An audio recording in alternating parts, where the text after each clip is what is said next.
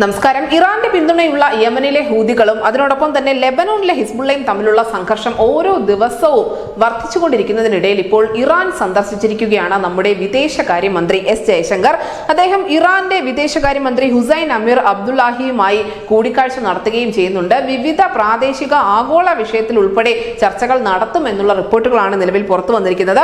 അതുകൊണ്ട് തന്നെ നിലവിലുള്ള രൂക്ഷമായ സാഹചര്യങ്ങൾ എങ്ങനെയാണ് വികസിക്കുന്നതെന്ന് ഇന്ത്യ സസൂക്ഷ്മം നിരീക്ഷിച്ചുകൊണ്ടിരിക്കുകയാണ്.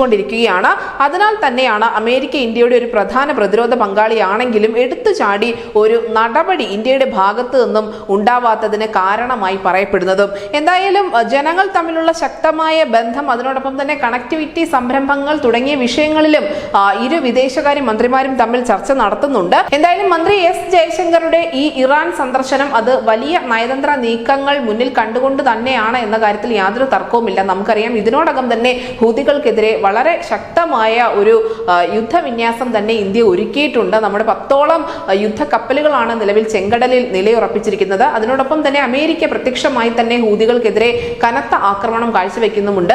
എന്തായാലും ഇതിനിടയിൽ ഇന്ത്യയുടെ ഭാഗത്തു നിന്നും ഇത്തരത്തിലൊരു നീക്കം ഉണ്ടാകുമ്പോൾ അത് ലോകരാഷ്ട്രങ്ങൾക്ക് വലിയ ഒരു പ്രതീക്ഷ കൂടി സമ്മാനിക്കുന്നുണ്ട്. News desk news India Malayalam.